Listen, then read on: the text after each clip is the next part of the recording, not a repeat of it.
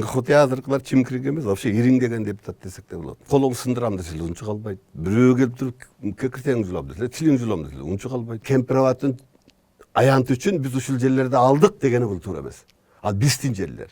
Камчы, Ташиев айткан айылдарга барып, чын эле Өзбекстандан алдык. Силер Өзбекстанда белеңер, я, деп сураш керек да. Сооронбайдын бийликти буларга өткөрүп бергени бул башка маселе. Бардык, отурдук, чогулдук, экөө жок.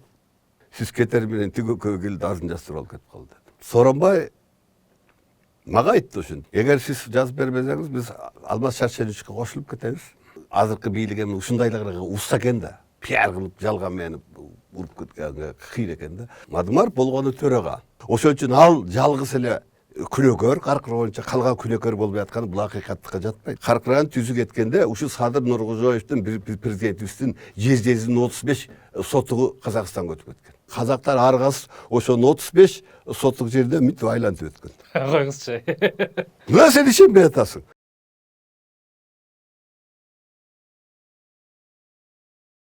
Азимбек Анаркулович, кече кыргыз-өзбек чек-арасы боюнча парламентте коомдук угуу болду. Ага бардыңызбы? Жок. Тилекке каршы барган жокмун. Кандай чечимдер кабыл алынып атканын уктуңуз да, окудуңуз да? Мага чейин бир күн мурда президент айтпадыбы? Мына мен профильный комитетке буйрук бердим. Бардык коомчулуктун өкүлчүлүктөрү менен ачык карагыла деп тапшырып берди, буйрук бердим дебеди. Өзү чындыгында чек-ара маселеси бул бир гана жогорку кеңештин ыйгарым укугу. Профилдик комитет бул долбоорду карап атканы туура. Бирок кечегинки ошол парламентте карап атканда бийликтин айткандары көбүрөөк дал келбей калды да, көп чындыкка дал келбегени мени таң калтырды. Мисалы, ар дайым биз айтабыз да, талаш участоктор Союздан калган проблемалар деп. Мен ошол Союз тарагандан бери саясатта жүргөн кишиге айтайын, Кыргыз Республикасы эгемендүүлүгүн алган 91-жылдан анан эл аралык мамилелерде как субъект катары аралаша башкан күндөн 1991-жылдан 94-жылга чейин бардык документтеринде коңшу төрт мамлекет менен дагы өз ара дипломатиялык мамилелерди түзгөнбүз, бири-бирибизди көз карандыз кылып тааныганбыз да. Эч жерде бири-бирибизге аймактык доомат койгон эмеспиз. Андай документ жок. Жок, бардык ушул территориябыз менен бири-бирибизди тааныйбыз деген. Эч кандай талаш оговоркалар жок. Бир гана Кытай коңшубуз Кыргызстандан и башка коңшулардан талап кылган. Тайванды Кытайдын бөлүгү деп кол коюп бересиңер деп. Кыргызстан биз ошо 92-жылы Кытай менен ошол дипломатиялык мамилени көз карандыз мамлекет катары түзгөндө биз Тайванды Кытайдын бөлүгү деп тааныганбыз.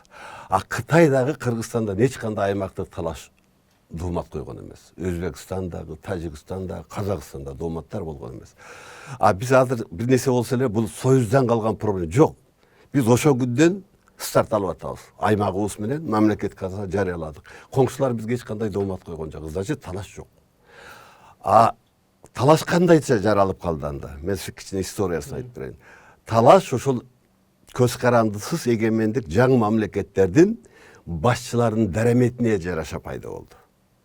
Биринчи туңгуч президенттердин дараметине жараша. Кыргызстанга коңшу өлкөлөрдүн талаш жерлер деп доомат койгону бул Акаевдин мындай дараметине жараша болду да. Биринчи мындай дооматты биздин ошол эле Кытай 96-жылы койду. Капыстан эле Кытай-Кыргыз чек-арасын делимитация, демаркация иш жүргүзүп атканда эле муногу 5 участок талаш деп доомат кое баштады. Бир тараптуу. Аскар Акаев бул бир тараптуу доомат Союздардан бери келет, силер Уралга чейин эле мындай претензия коюп жүрөсүңөр, биз муну кабыл албайбыз дегендин ордуна бул аны кошумча карайлы деп туруп, анан кийин Кытай даярдап келген кошумча протоколго кол коюп койгон. Бул эл аралык укуктардын бардыгын бузган. Президенти муну чыккынчылык кылды десек да болот. Анткени эч кандай комиссия иштеген эмес, эч кандай парламент караганбыз. Тарс этип эле кытайлыктар даярдап келгенге Акаев кол коюп койгон Алматыда. Ошондон биринчи талаш участок башталды. Бул өзөн кууш боюнча Эңилчек тоолор боюнча, Теңир тоо боюнча, Хан Теңиринин чокусу боюнча, Какшал суусу Сары Жаздын бою 5 участок боюнча кетти. 5 участокто негизинен суу чыккан жерлер. Какшал дарыясы чыгат, Үзөн Кууш дарыясы чыгат, Сары Жаз дарыясы чыгат, биздин атактуу Хан Теңиринин чокусу, стратегиялык чокку да ал эми дүйнөдө. Ал болбосо толук бизге карачы. Булар кошумча ушундагы ыстык точка 3 мамлекеттин точкасы ушу чокуда болсун деп Кытай кылды. Акаев макул болду, Назарбаев келди, ошентип биздин Хан Теңирини 3кө бөлүп алдык. Бул талаш деген ошондон башталды. Анан мына ошонун айынан изилдеп бул талаш болгон эмес деп биз ошолдогу депутаттар менен куугунтук жеп жүрдүк да ошол Үзөн Кууш боюнча. Ошондон кийин эле 2001-жылы Кыргызстанда талаш кыла берсе болот экен деп анан Назарбаев 5 участокту бизге киргизди, талаш участокту. Каркыранын жарымы, Каркыра суусун, анан кийин Токмок тушунда 800 метр, то есть биздин стратегиялык жол өттү да. Андан кийин Таластагы Көксай жайлоосу, Айтматовдун багы атактуу Манастын Ак муз, Көк муз деген жайлоосу, Имаймактагы карьер. Казакстан киргизди. Мына ошол экөө тең жогорку кеңештен алып алганын билесиңер. 2002-жылы Кытай тарап кантип алды? Кытай тарапта биз 19 депутат кворум кылдырбай туруп алганда бир демократ депутатты Акаев көндүрүп, кворум кылып бер, анан каршы бере бер деп коюп, ошентип Үзөн Куушту бирок конституцияны бузуу менен чегара маселеси сөзсүз түрдө 3-2 депутат менен гана өтөт. Конституцияда так жазылып турат. Бирок ошол Үзөн Куушту жана башка жерлерде Кытай 60 депутаттан 34 эле добуш менен алып алган. Аны биз конституциялык сотко берди. Бул болсо конституциялык сот байекөө болсо бул эл аралык келишим эмес деп туруп отказ кылып койду. Анан ушундан кийин ана Казакстан кетти. Казакстан ушу 5 участок талашканда биз депутат 2001-ден баштап 2008-ге чейин 2 созуктун депутаттары 2002 жана 3 созуктун депутаттары 8 жыл бою өткөрбөй койдук парламентте. Казак менен Казактыкын өткөрбөй келдик. Анан бизди таратты дагы 2007-жылы октябрь айында. Анан Бакиев өзүнүн Ак жол парламентин түзө калып туруп эле 2008 апрелде тарс этип өткөрүп алды. Ошентип искусственный жасалды. Эми мен сага айтып берейин. Ушул талаш деген жерлери 91-94 жылкы документтерде исключительно Кыргызстан жерлери. Биздин жерлер, биздин жайлоолор. Оппозицияны бизди меткенде ушинтип жүрдү. Акаев баш болуп, ошондо чоң атактуу депутаттар чыгып, мына мен камалып калдым. Булар эл бузарлар, бузукулар. Мына азыр эми бул Аксынын депутаты Көл менен Нарындын жери менен ишимине дегендерди айтып атты, дырдап. Анда силер жаңы төрөлгөн баласыңар, аны билбейсиңер. Мына чоң муундагылар билет муну. Мени камап коюшту, бирок мына азыр эми ошол Үзөн Кууштагы застава 1,5 кылым мурда, 1500-1660 жыл мурда курулган застава, Российская империя курган застава азыр Карасайга кетти. 100 километр атка чегилдик, Кытайга бердик. Эми ошол жактагылар ыйлайт, акасы бияка келип калдык го деп. Үзөн Кууш калды заставанын бардык. Ал эми мынагы ушу бузуку тополоңчу деп ушакта жергиликтүү элдер ишенбей жүргөн да бизге. Качан гана мына казактар Токмок тушуна 800 метр транзит зым тартканда, тигилер бузук эмес турбайбы, чындап эле өткөн турбайбы, эми теңдешип жүрөт. Поздно. Кетип калды. Эми бүгүнкү кеченгү караган тиги кыргыз өзбек чегарасын айтып берейин. Мындан бир 5-6 жыл мурда президент Атамбаевдин кезинде 85% ратификация болгон жогорку кеңеште. Жабык эшикти 2 саатта эле бүтүрүп койгон. Ким эмне экенин билбей калган.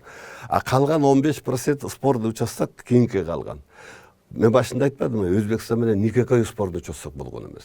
Эл аралык укуктун негизинде алар эч кандай доомат койгон эмес. Ана Капыстан эле Каримовдагы Кытай алды, Назарбаев алды, биз ала албайбыз деп туруп анан ошондой эле жалаң бизден Өзбекстанга чыккан суулардан ала баштады. Алабакада Гавасайдан чыккан сууду, Орто Токой суусактагы чын, Беракка келгенде анан кийин Аксы менен Алабаканын ортосунда Падыша суусун, ошол жерде спор. Анан келип Майлы суусу жанагы Бүргөндүдөн чыгат, Жалал Абад областында. Анан келип эле Кемпирабад, Наракка барып Шакмардан Сок дарыялары чыккан. Жалаң суу чыккан жерлерден анан жанагы 15%-тик спордуу участокту пайда кылды. Искусственный. Отурсаңыз бир тактоо. кечээки 18.000 19.000 гектар жерди алдык деп аткан жерлер өзүбүздүкүн өзүбүз алып атабызбы ошондо? Эми ушуну айтайын деп атам да. Биз эми бир көкмей эл болуп атабыз да. Кулакка тийип койсо эле ушул спорный жер экен деп атабыз. Спорный жер эмес, ал жер биздин эле жерлер. Өзүбүздүн жерлерди үзен куушту деле Кытайлар мына 30%-ин биргиле 70% силер ала бергиле да, аларга лишь би мурдун тыгып какшалдан ашыш керек болчу. Калганы сурап алат кийин. Мына убагында силер тең бөлбөй коюпсуңар, бизге 30 эле берип койсуңар деп. Аларга лишь би кирип кетиш керек. Үзен куш биздики да. Өзүбүздүн жерге тээп эле анан акайып биз 70-ин алдык, уттук деп дүңгүрөп жүрбөдү мактанып. Биз уттук деп. Назарбаев болсо Каркыраны алганда, Каркырадан biz жайык жерден анан Каркыра суусунан мынча жерди алдык да, Кыргызстанга biz 4000 гектар, 7000 гектар мынакей жайлоо бердик деди. Ошол жайлоолор өзүбүздүн эле жайлоолор. Азыр көлдүктөрдөн сурасаң айтат, көрсө өзүбүздүн жайлооду эле өзүбүзгө берип атыптыр деп. Ошондо да ушундай саясат жүрүшкөн. Эми бүгүнкү кече Ташиев мырза комитетте айткан 18.000 гектарды биз алдык, 4000 гектар Кемпироваттын түбүн аларга бердик. Биздин эми 15.000 гектарга территориябыз кеңейет дегени мен мисалы ишенбейм. Эмне үчүн? Мен ошо Аксынын адамымын, Аксыда жашаган. Ошол Аксыдан мисалы айтты. Уңгартоодон 35 гектар алдык. Кербенден аэропорттун жанынан Жетиген айылынан мынча алдык. Мен ошол жерди билем да жакшы. Уңгартоо биздин эле жер кылымдардан бери. Советтер Союзунун учурунда эле биздин жер, телекоммуникация объектилери турган. Азыр деле турат. Алар болгону ушул жанагы Кемпироватты алыш үчүн ара жерден ушундай жерлерде талаш кылып койгон. Бир тараптуу эле доомат, Өзбекстан доомат. Биз ошону талаш жер деп жана 85%-ти ратификация кылып атканда 15%-ти булар талаш жер экен кийин карайбыз деп койду. Ошо менен талаш спор юридикалык субъект айланып калды. Ошону кылбашыбыз керек болчу. Эл аралык укукта биз аны тааныбаш керек. Бул Өзбекстандын бир тараптуу дооматы деп ошо признавать этпеш керек болчу. Бул 15%-ти кийин карайбыз деп талаш участокту жаратып койгонбуз ошондо. Эми ошол талаш участоктор, мисалы Алаукадан айтты, Көксерек, не деди дагы? Кабасай, Бошкөр, Гавасай, Баястан, Карабелес, Акташ, бизден келип Жетиген, Кербен, Уңгартоо, булардын баардыгы биздин эле жерлер. Ал жер Өзбекстан. Каримов бир тараптуу эле өзүнүн жерин ошол 94-жылга чейин документтердин негизинде зымды 97-жылга чейин эле тартып койгон. Мына менин территориям болду. Бияк силердики деп койгон. Биз ошон үчүн биздин жолдорду бууп салган үчүн, мисалы Советоватты бууп койгон үчүн Оштон чыгып алып Өзгөнгө 100 километр айланып өтө баштадык. Берека келип Бүргөндү деген жерден Майлы суусун айланып мындайынан өтө баштадык. Алаукага кетип атканда эми бир 5-6 жерден Кербенге кетип атканда Кызыл Алма деген айланпа жолду салдык. Алаука кетип атканда Падыш ата менен айланып калдык, тигилер ээлеп алгандай. Ошол ээлеп алгандан кийин дагы 15%-тик жанагы айылдар биздики деп претензия кылып койду. Эми ошол биз өзүбүздүн айылды кече парламенттен айтып, өзүбүздүн айылды эле биз алдык деп атпайбыз жагдада. Ала алган жокпуз, ал биздин жерлер. Эгерде туурараак айтса, булар талашып жүргөн ушул айылдарыбызды биз сактап калдык десек да кичине жарашат эле. Булар талаш жер эмес. Кептин баары Кемпироваттын аянты үчүн биз ушул жерлерди алдык дегени бул туура эмес. Ал биздин жерлер. Эми мүмкүн чиновниктер, депутаттарды көкмей ушинтип айта берсек ишене берет, аяктын жерин билбейт дегени менен ал жерде жергиликтүү жашаган эл бар да. Ошол Кербендеги Жетиген айылы бар да. Көксеректе айылы бар да, Баястанда эл жашап атат да. Алар айтат да, бу жерде биз жашап атпайбыз, биздин жерди. Булар качан Өзбекстандан алдык деп эмне деп өрүп атат деп айтат да.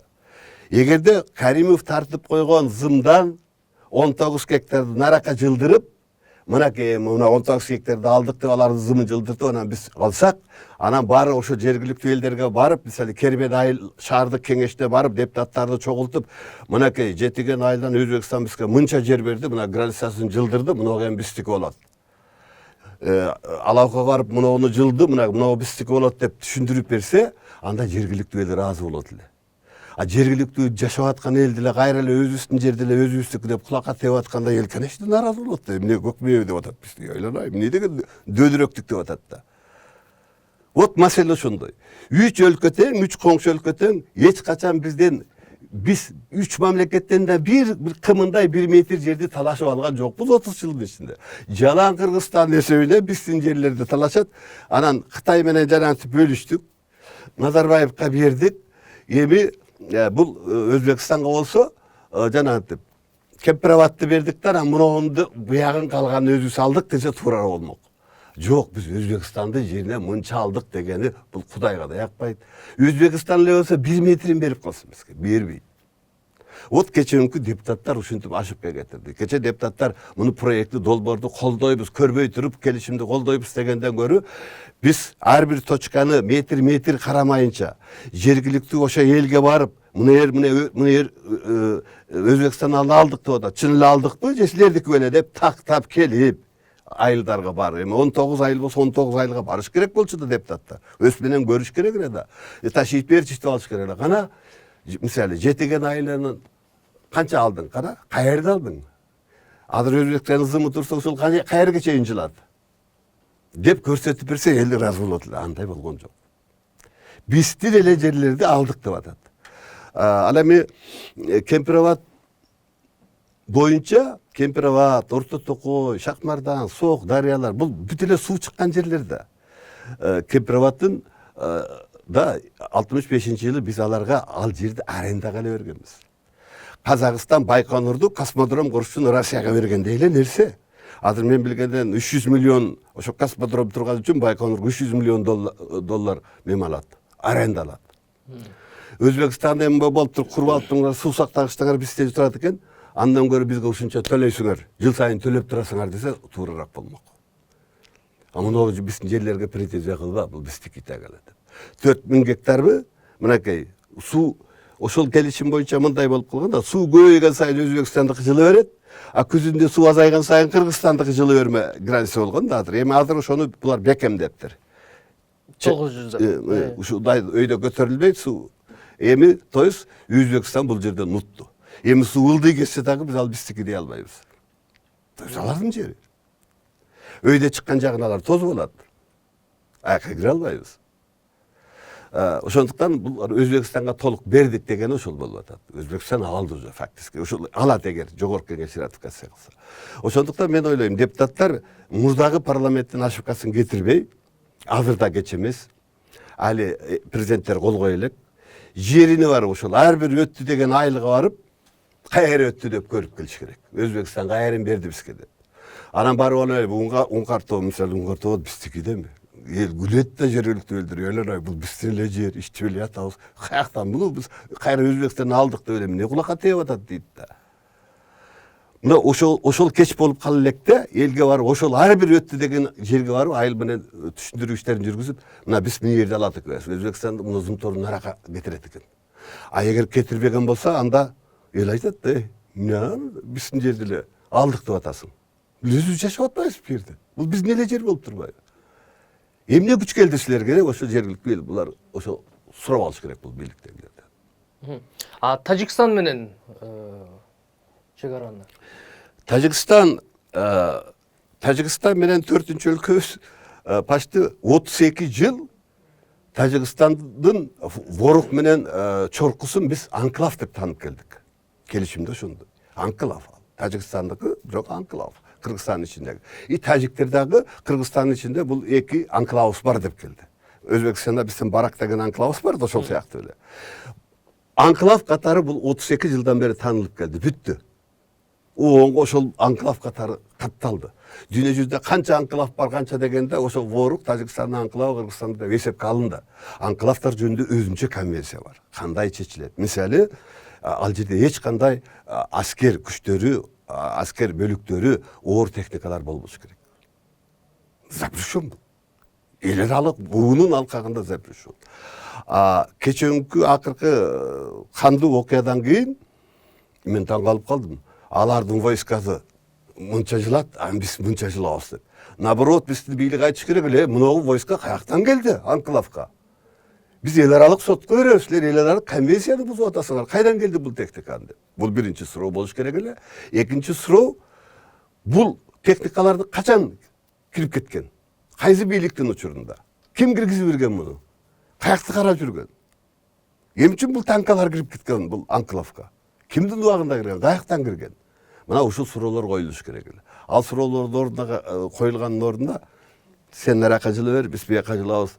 Бул значит ошондон кийин анан кийин тажиктер баштады уже. Анклав эмес деп уже биринчи жолу айтты. Буга чейин эч айткан эмес. Эми айтты ошондон кийин.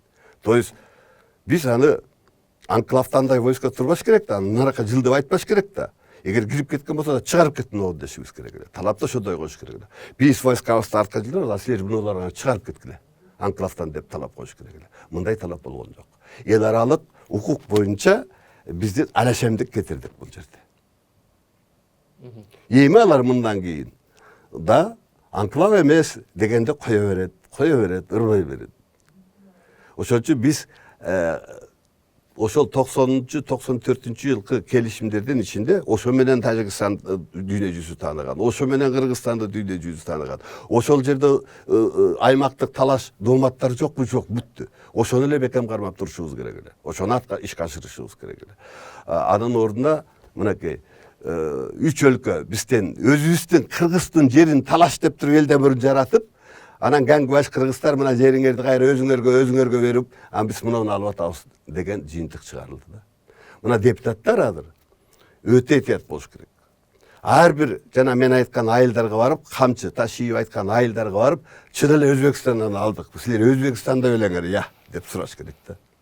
Ансыз болбогон нерсе бул элди бир мындай. Ошон үчүн мына өзгөндө, ошон үчүн жергиликтүү элдер бийликке нааразы болуп, курултай өткөрөбүз, митинг өткөрөбүз деп атат да.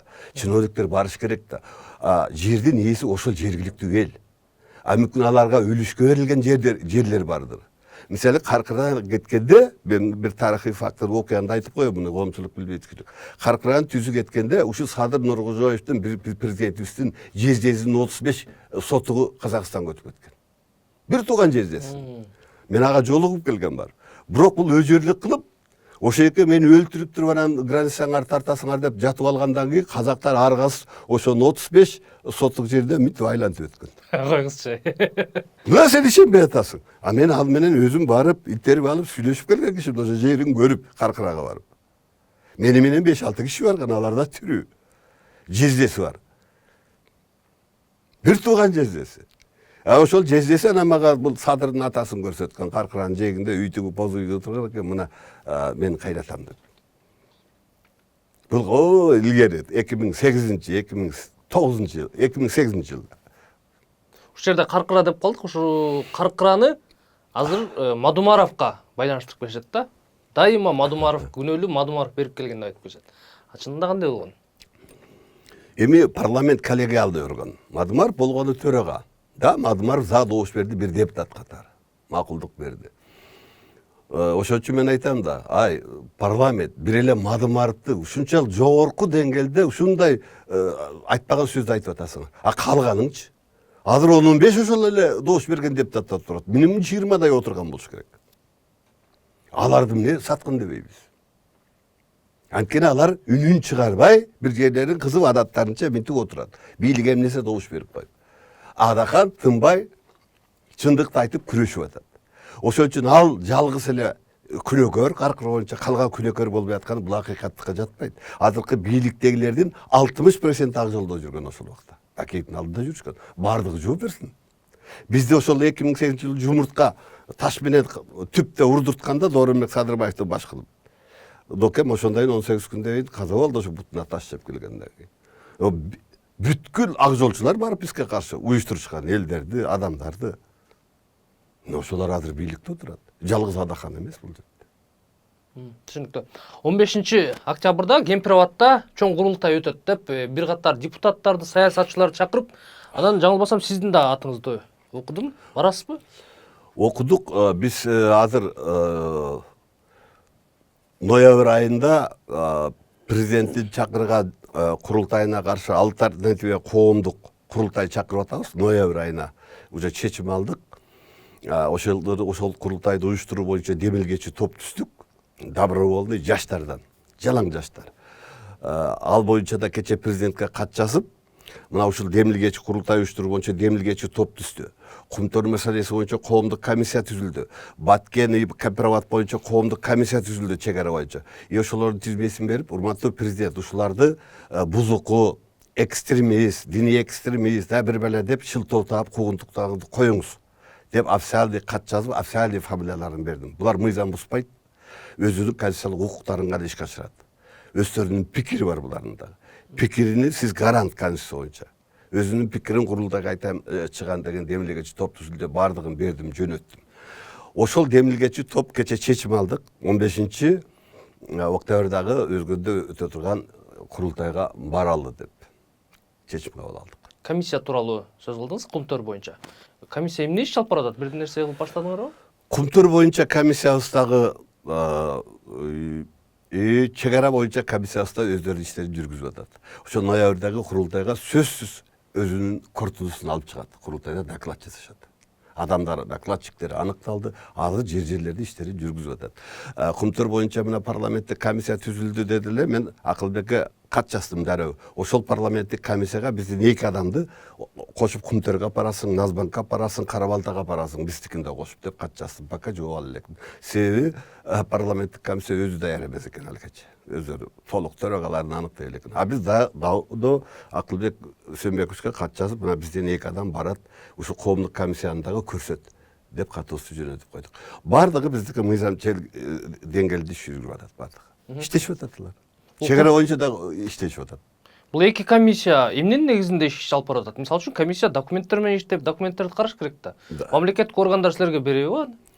Коомдук комиссия, Конституцияда коомдук комиссия түзгөнгө, коомдук бириккенге жарандардын укугу бар. Туурабы? Да, биз бириктик. Саясий партияга бириккенге бар. А ошол коомдук бирикмелер, ошол эле жарандар мамлекеттик же болбосо республикалык бюджет, мамлекеттик айрым көйгөйлүү маселелер боюнча тийиштүү мамлекеттик органдардан документ сураганга укугу бар. Биздин укугубуз бар конституциялык. Кеп бербесе да башка нерсе. Но бирок биз укугубузду азыр колдонуп жазып атабыз. Бизге жана айтпадымбы, комиссия менен кошо биздики да барсын. Бардык мыйзамдын талабын аткарабыз. Раз секретныйбы, секретный расписка беребиз. Разглашение этпеген боюнча. Бардыгын мыйзам чегинде жүргүзүп атабыз. Эч кандай мыйзам бузулбайт.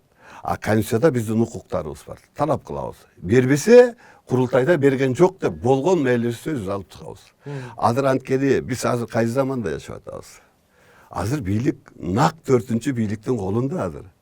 Ошол эле мамлекеттик бийликке караганда Баткендин окуясы мына ушу силер медиа кызматкерлери дүңкүлдөп Кыргызстандын менен Тажикстандын агрессия болгонун силер дүйнөгө жарыяладыңар да. Ошол сыяктуу эле жана биз алабыз деген документтерди бийлик береби, бербейби, биз аны ошол медиалардан эле алып алабыз. Күндө чыгып атат. Ошол эле Таши өзү сүйлөп атат, ошол эле президентибиз өзү сүйлөп атат, ошол эле Бөлтүрүк сүйлөп атат, ошол эле Акылбек сүйлөп атат. То есть алар секретный дегендердин баары ар жака эле чыгып атат. Бар ал бардык жерде.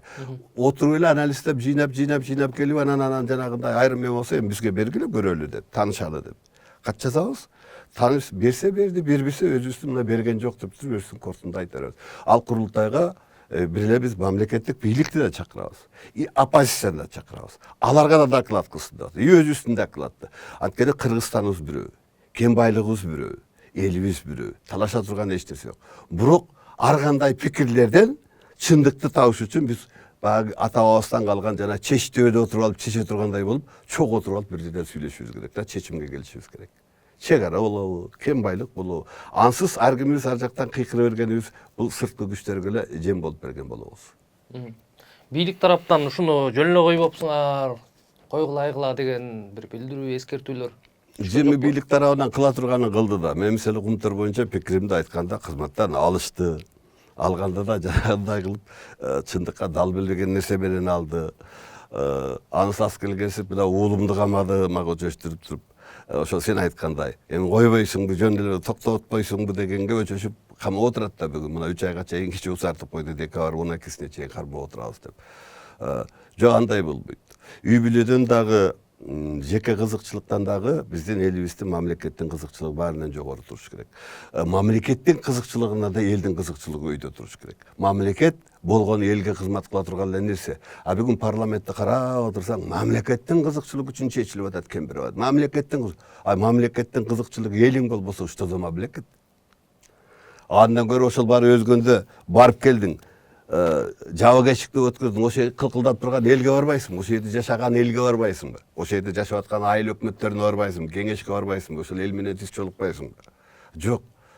Илгерки эле нерсе даярдалган баягы ар бир текшерилүүдөн өткөн адамдарга жолугуп келди, эл менен жолугуп келди деди. Эртесин андан 2 саат өтпөй эле элдер нааразы болду. Андай болгон жок, мындай болду. Керек болсо өзгөнгө Сузактан автобус менен элдерди алып келди деп. Эми ушул мамлекеттик подходбу? Анан ушундай маселе менен мамлекеттик кызыкчылык чечилеби? Вот ошон үчүн эл нааразы болот.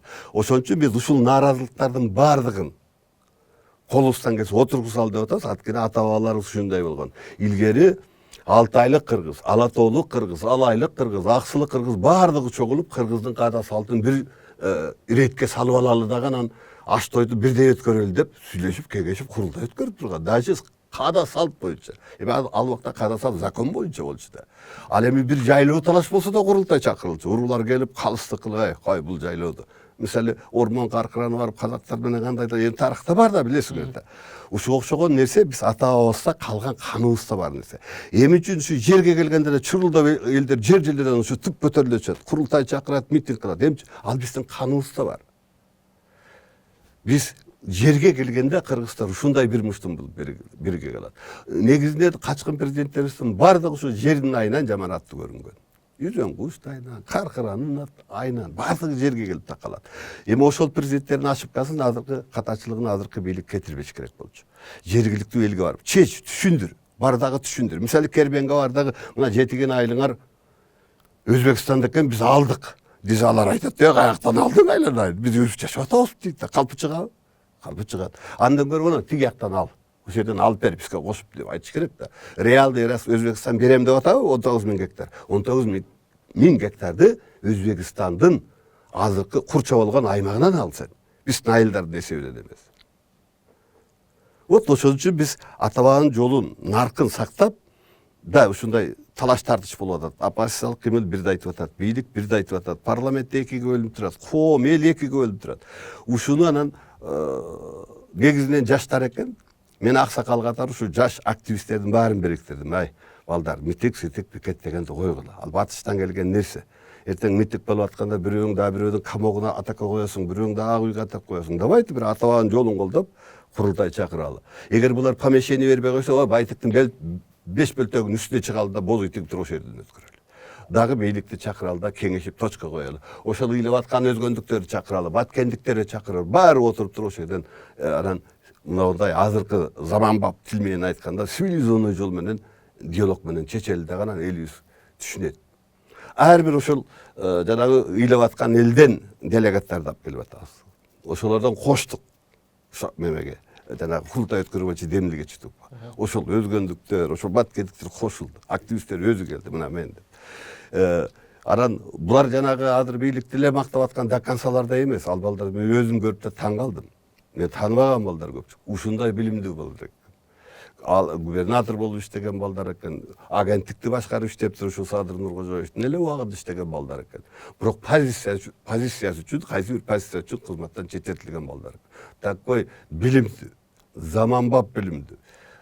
Патриот мекенчил балдар экен. Аябай сыймыктады. Мен макул болдум, аксакал болуп жол көрсөтүп турайын. Ну силерден бир өтүнүч. Силер мыйзам бузбайсыңар, тополоңго алданбайсыңар, сырткы күчтөргө жем болбойсуңар.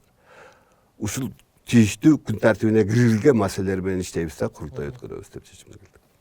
Канча делегат болот деп болжоп атасың? Өзүбүз сен эмне менен иштеп атасың дебедиңби? Өзүбүз ошол демилгечи топтун ошол курултайды уюштуруу, аны өткөрүү боюнча убактылуу жоба кабыл алдык. Конституциялар, мыйзамдар кылайыктап. Ошол жобонун негизинде биз коомдук уюмдардын өкүлдөрүн чакырып атабыз. Коомдук, конституцияда бул коомдук жыйын да. Не бийликтики, не саясий, коомдук. Кыргызстанда андай коомдук уюмдар абдан көп. Ошон үчүн аларга бирден экиден гана чогулушуңарда аныктап бизге жөнөтөсүңөр. Бирок мындай маселелер менен позициялар менен келишин деп атабыз. Андай коомдук уюмдарга мисалы биз Кыргыздын 3 канатын түскөн оң сол ичкиликтерди да түзүп атабыз. Алардын коомдук уюмдары бар да. Анын ичинде чоң уруулардын уюмдары бар. Ошолорду дагы айтып атабыз, силерден бирден делегаттар болот деп. Анан айылдык кеңештерде айылдык жамааттык мээлер бар. Уюмдар бар да, айыл башчы дегендер бар. Ошол жамааттардан өкүлдөрү чакырып атабыз. Анан жанагы жарандык коомдук уюмдары көп да, этникалык, маданий, аны менен илимий, аны ошолорду чакырып атабыз. Андан башка активист уюмдар бар экен. Добровольный активист биригип, чек ара боюнча бириккен, кен байлык боюнча бириккен уюмдар бар экен. Ошолордун өкүлдөрүнөн чакырып атабыз. Анан дагы бир нерсени эметтик, кичи азыр бийликтин курултайына делегат шайлашып атпайбы айыл өкмөттөрдөн. Ошол жерде кандидаты көрсөтүп, бирок кандайдыр себептер менен өтпөй калгандарды дагы бизге келгиле эшик ачык деп атабыз. Ошолорго да берип атабыз. Аяка кирбей калдыңбы, бирок бизге кел. Мүмкүнчүлүк беребиз деп атабыз. Болжол менен ошо коомдук жарандык уюмдардын өкүлдөрүнөн өзүбүздөн диаспораларды чакырып атабыз. Ошо Кыргызстандагы жанагы аз элдердин диаспораларын, маданий уюмдарын чакырып атабыз. Немес коомун, өзбек коомун, тажик, баа ошолордун өкүлдөрүн да чакырып атабыз. Кыргызстандын эли да. Ошентип бир где-то 1000 менен 2000дин ортосундагы делегаттардын несинде өткөрөлдөбүз. Ал эми бийликти, парламентти, бийлик өкүлдөрүн, анан кийин мына кыргыз эл баатырлары бар, бир 30тан ашык. Ошо баатырларды расмий чакыралы деп атабыз. Мына кечээкү биз чечим алганда ошо кыргыз элинин баатырларын, элиң чакырып турат ону жака. Сен ар бир президенттин эшик алдындагы эшик баатыры болбосоң, анда ошол президенттер барган жерде аш тойлордо дежурный болуп жүрө бер. Жок, мен чыныгы кыргыз эл баатыры болсам, мына өзгөндүктөр чакырып атат, бар ошол жака деп биз чакырып кылдык. Алар да жүр баралы, чогуу баралы деп чакырып кылдык баатырларга. Биз баатырларды өзгөчө чакырабыз. Келгиле, баатырлык сөзүңөрдү айткыла. Эл баатырысыңарбы же президенттин эшик баатырысыңарбы? Далилдегиле өзүңөрдү айтып. Жогоруда айта кеттиңиз, кызматтан алып, мындайча айтканда бийлик белги берип ишарат кылды депчи. Ошо кызматтан алынгандан кийин ушундай кылып кызматтан алды, мен президент менен соттошом дегениңиз бар да. Бул иш эмне болду? Президентке мен ошо Малаятадан кетпей жатып жаздым. Могу указыңыздын матюриш жагы туура келбейт. Сиз андан көрө этиканы бузду деп алсаңыз туура болот эле. Кандайдыр бир деңгээлде мен сиздин алдыңыздагы дипломат катары, бирок сиздин чечимиңизге сын пикир айтып койдум. Ошондуктан сиз жөн эле алыңыз, же этиканы бузду деп алыңыз, же өзүм арыз жазып берейин деп жөнөттүм кат. Ошондон кийин булар экинчи указ чыгарды, матюриш мемеси жок. Жөн эле Аспавадайт деген. Мен колумда 2 указ бар да. Анан ошон үчүн анан ушунун бирөөнү жок кылып, анан пресс катчы ошол экинчи аяк алынды, биз комиссия түздүк изилдедик, андай эмес экен деп. Анткени мен иштей албай койду үчүн менин мит маселемди караш керек да 2 жолу. Выговор бериш керек, сөгүш бериш керек, анан кийин алыш керек деп. Бул трудовой кодексте ошондой эрежеси бар да кызматтан алуу. Анан президентке айтыш керек, мунагы таптакыр иштей албай атат, диалог түзө албай атат деп.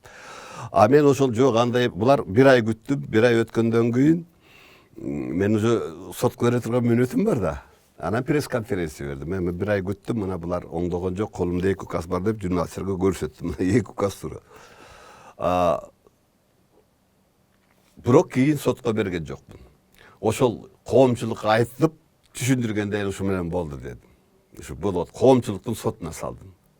Ал жерде мен иштей албай койдумбу же булар борбор иштей албай койдубу, ар бирин айтып бердим. Даже катыман бери, видеоман бери көрсөтүп, президентке жолугуп, жана сары жаз боюнча инвестор алып келейин дегендермен бери бүт айтып бердим. Булар ошол күнү анан менин баламды алып келип камап коюп атпайбы, тиги диний экстремист, талибанчы. То есть мен ошол пресс-конференцияда да ответ берди. Жооп берди да. Бүгүн эми ошондой болуп отурабыз. Да, күчтөр чыгып атат, адамдар чыгып атат, президентке жолугуп койбойсузбу, уулуңуздун маселеси да бүтөт, өзүңүздүн маселеңиз да бүтөт, жолугуп эле коюңуз деп. Мен айтып атам, жок, эми менин баламды камап алып, анан мага чөгөлүп келди дегискендейге мен ага жол бербейм деп атам. Менде да кичине намысым бар. Баламды чыгарып койгула, андан кийин ойлоноюн, жолугайын, жолукпайм. Эми азыр мен президент менен эмнеге жолуга турган эле эч нерсем жок, эч деле жок. Эгер ал жолугам десе жолугайын, бирок менин баламды камап алып туруп анан жолугабыз деген бул адилеттүүлүк болбой калат. Президент үчүн да адилеттүүлүк эмес. Баласын камап алып, атасынан мынакей жалдыратып эшиме алып келдим деген саясатын жүргүзөй деп атат. Ал бул ишке ашпайт деп. Ошо менен турат. Азимбек Анаркулович, сиз саясатчы эле эмес, баскан юристсиз. Мындай суроо бергим келип атат да.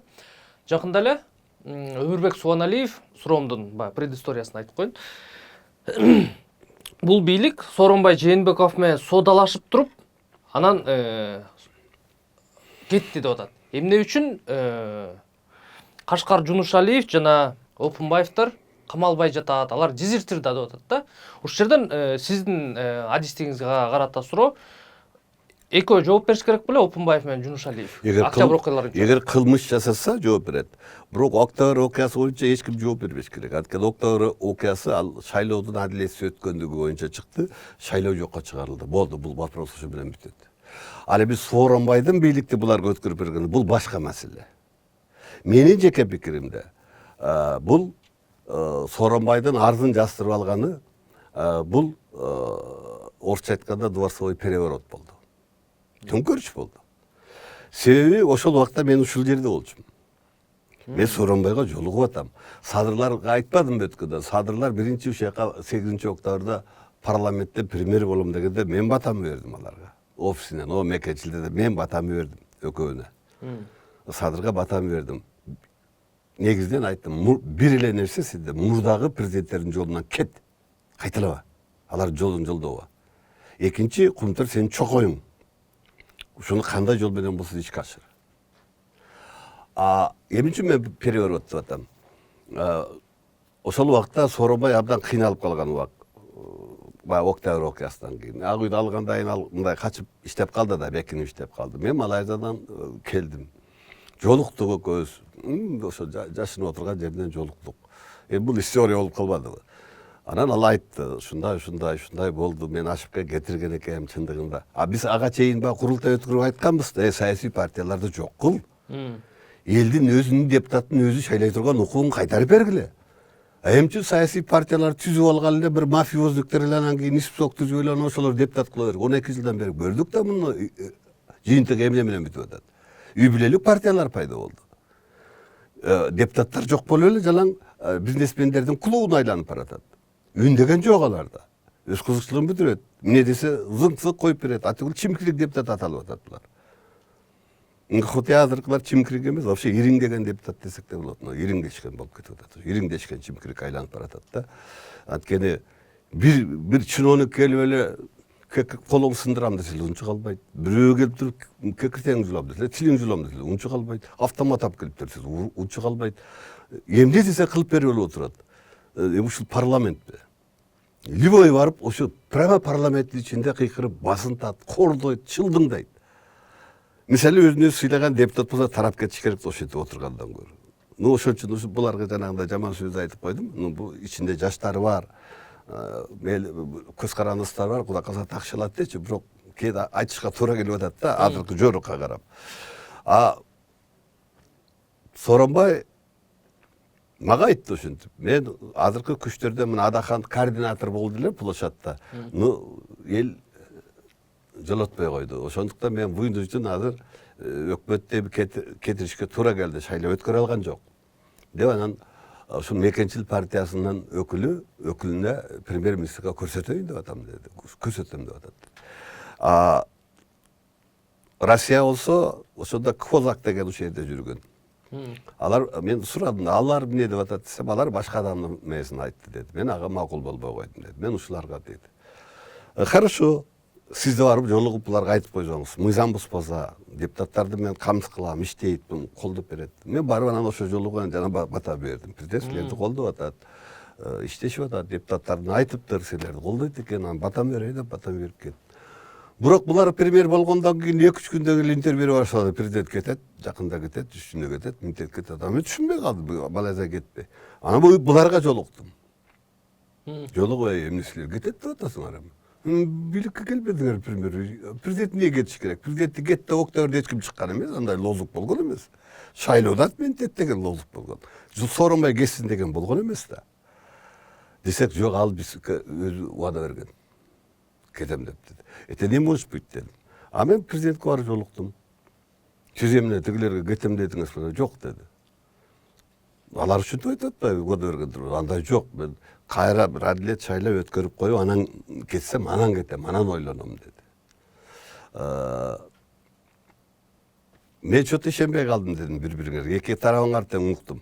Ошол үчүн Сооронбай Шарипов, макул болсоңуз эртең мен коомдук саясий ишмерлерден 10 кишини чогултам, ошолордун көзүнчө разбор кылабыз дедим. Или алар чынды айтып атат, или сиз чынды айтып атасыз. Билип алалы деп, тигилер кетет деп, коомчулукту бударашайт деп атат. А сиз болсо жок кетпейм деп атасыз. Кимдерге ишенесиз? Десе макул чакыр деди. Эртеси күнү Отунбаева, Шеримкулов, Кулов, окшогон бир 10-15 адамдарды уюштуруп бараран. Бул экөө Садыр менен Ташиев бара турган болду. Бардык, отурдук, чогулдук, экөө жок. Президентке айттык, кана экөө. Чакырганбыз азыр келбей атат. Күттүк, жарым саат отурдук. Ал ошол убакта адамдар бар эле, тирүү да азыр бар. Анан кийин Марат Султанов келди, баягы эски спикерлер бар бардык. Анан ошол жерде айтты Сооронбай. Мен кетпейм. Тигилер эмне үчүн айтып атат билбейм. Анан биз баарыбыз колдодук. Анан баарыбыз айттык. Биз анда коомчулукка мына президентке жолугуп чыктык. Ар кимибиз ар жерден интервью берели деди. Кулов айтты. Мен азыр барам да интервью берем деди. Отунбаева бир жерден мен Назар Ньюско барып бере турган болдум. Анан кеттик, ушинтип беребиз деп. Тиги экөө келбей койду. Болду, сизге сөзүңүзгө ишендик, болду. Биз азыр элге айтабыз ушундай деп. Назар Ньюско барып эми жаңы интервью берейин деп атканда, президенттин руководитель аппараты бар болчу, Досалы деген ошол. Ал чалып калды. Азимбек Анаркулович интервью бербей эле коюңуз. Сиз кетер менен тиги экөө келди, азын жастырып алып кетип калды деп. Өзүм болуп калды. Кагатет так, ушундай. Ошо менен Сооронбайга барган да жокмун, жолуккан жокмун. Кетип калдым. Эмне үчүн шантаж деп атам? Эми шантаж бирөө эле да. Эшикте бир 2000 адамдарды апарып курчатып койгон. Ошону коркутту. Дагы бир шантажы менин жеке оюмда. Эгер сиз жазып бербесеңиз, биз Алмаз Шаршеновичке кошулуп кетебиз. Анан сизди жөн эле жок кылабыз деген болуш керек. Анан айттык го, ага кошулбагыла, мен арызымды жазып. Эти менин жеке пикирим. Мен муну эч кимге таң кылбайм. Менин оюмча ошондой шантаж болушу мүмкүн. Биз Алмаз Шаршеновичке кошулабыз азыр.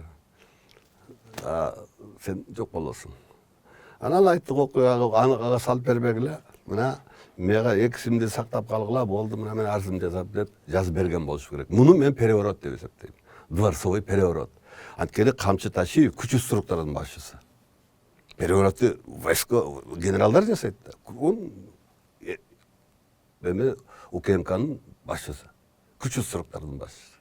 Конечно, асалганга коркутканга укугу бар да.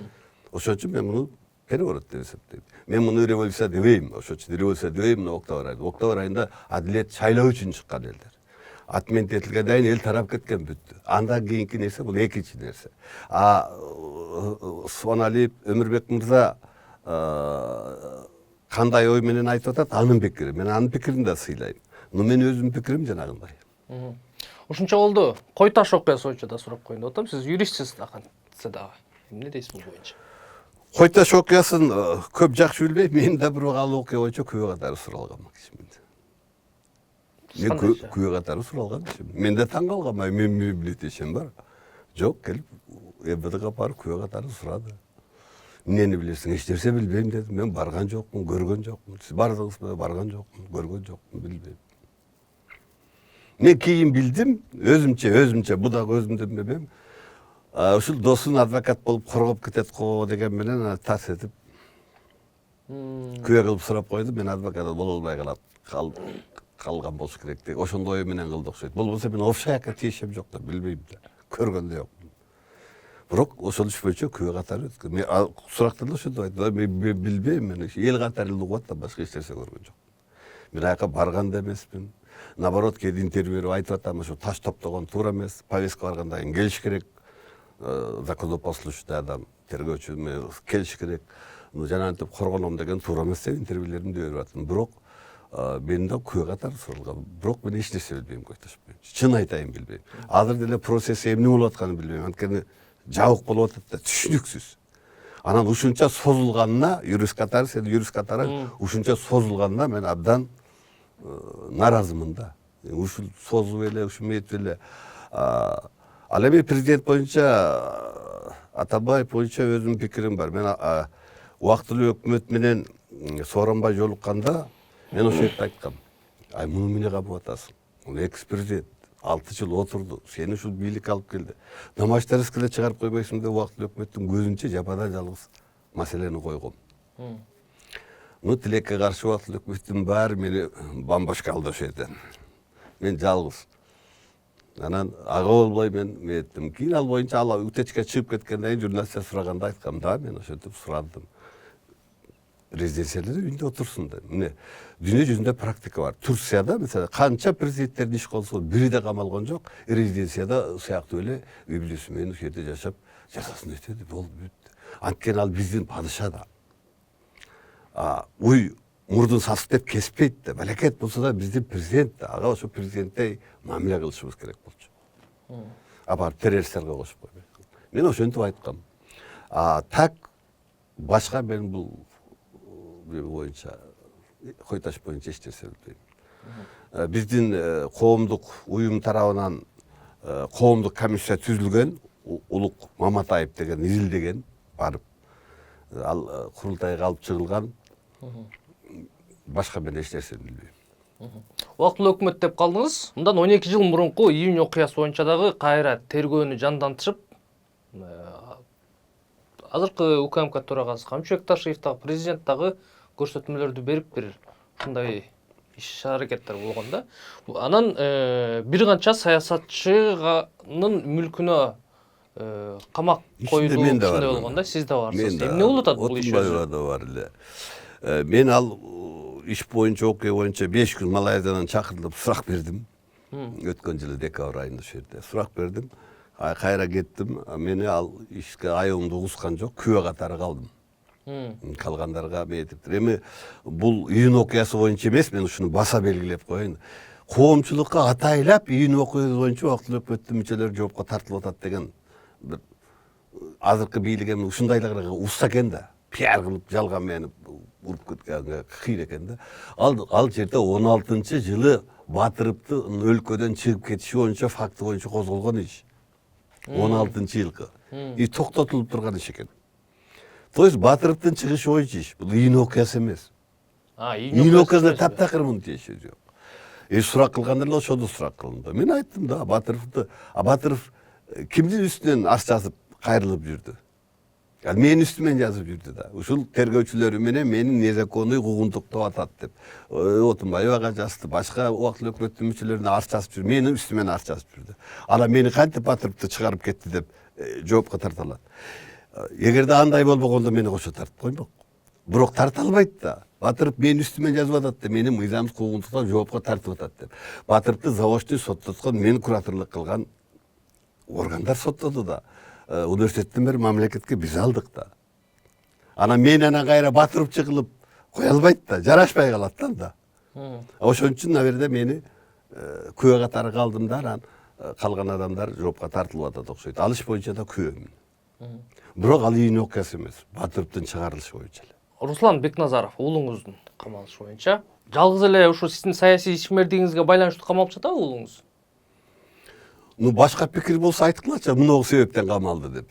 Күч органдары деле жөн эле камап отура бербейт да. Аларда кандайдыр бир материалдар болсо керек. Сиз юрист катары тааныштыңызбы? Мына кече күнү сот болду. Кече сот болду. Мен адвокат катары уулумду коргоп атам азыр. Камалганда 1 ай болду, бир следствий действие болгон жок. Ушуну кандай деп ойлойсуң анан? Кылмыш болсо сурак кылынат эле десе, муну өлтүрүп коюпсуң, муну урдуп алыпсың, муну мынтипсиң деген нерсе болуш керек эле, болгон жок. Жөн эле отурат. Жөн эле отурат. Эч нерсе жок. Тергөөчүгө айттым. Мен эми силер тиги буну каматкандар деле белгилүү. Чыгара турган кишилер деле белгилүү. Бирок силер кыйнабай эртерээк сотко өткүзчү балам. Ушуну эле сенден сурайм дедим. Мейли 2 айга эмес 3 айга узартыла. Тергөөдү бүтүрчү эртерээк. Кече баш коргоо чарасы каралдыбы же кандай? Баш коргоо чарасы декабрдын 12-сине чейин узартты да, 2 айга узартып коюшту. Эч нерсе болгон жок. Эми ал жерде кармагана болгон. Бул талибанчыларды колдоп өзүнүн телефонуна жазган экен. Ал боюнча биз айтып атабыз, талибанчыларды колдосо Масадыков президенттин орун басары, коопсуздук кеңештин мээси азыркы Кулбаев тышкы иштер министри барып куттуктап келди го. А силер ошону тактагылачы, Русландын сайты ошондо мурда чыккан бекен, кийин чыккан бекен. Быйыл жайында деле Ташкентте өткөн конференцияда Талибанды признавать этчү деп чакырык кылбады. Айланайын. Путинге Санкт-Петербургка барып атат. Да бир убактарда Талибан террористтик уюм катары Кыргызстанда 2006-жылы анын ишмердүүлүгү тыюу салынган. Ошол тыюу салынган чечимди бүгүн эми талибанчылар азыр мамлекет бийлик башында отурат. Өткөндөгү интервьюмда айттым эле. Да мындан тиги 15 жыл мурда соттолгон Садыр дагы бүгүн мамлекет башында отурат. Ситуация кырдаал өзгөрдү да. Турмуш өзгөрдү да. Бүгүн ал президент. Талибандар да burada terörist. Бүгүн алар мамлекет башында бир элди, бир мамлекетти башкарып аткан уюм. Ошон үчүн дүйнө жүзү аларга башкача мамиле кылышып атат. Көптөрү багы мурда чыгарган чечимдерин жокко чыгарып атат. Террористтик уюм дегенде. Ал мейли ага карабай эле Кыргызстанда ошол тыюу салынган террористтик уюмдун ишмердүүлүгүн жайылткан деп атат. Ошондой факты барбы?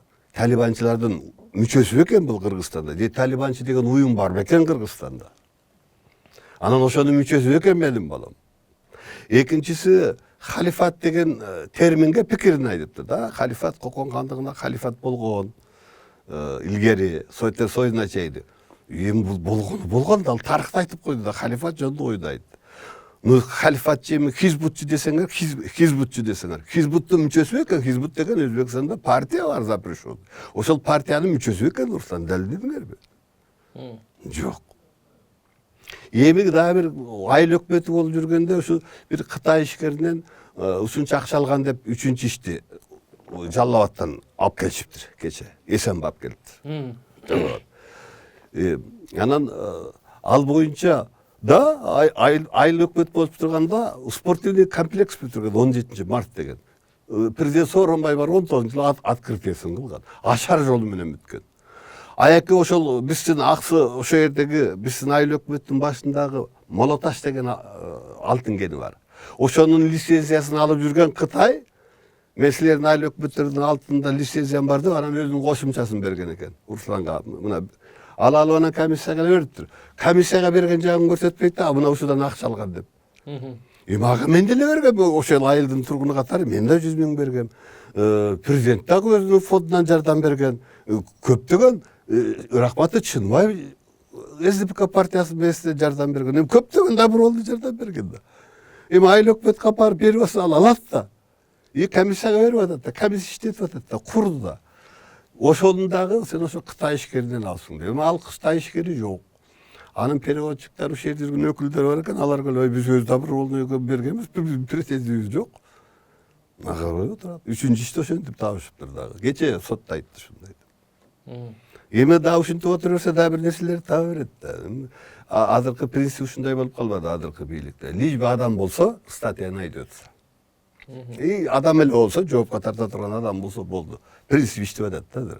Эми ошондой принцип менен кустурбайчылык сот адилеттиги жүрүп келатат да 2 жылдан бери. Кстати мен тиги элчигеси ал боюнча да сындаган буларды. Сотко өткөрбөйсүңөрбү? Акчасын алып эле анан унчуктурбай, үнүңдү чыгарба деп үйүнө тургузуп коюп. Ушу да сот адилеттиги болду.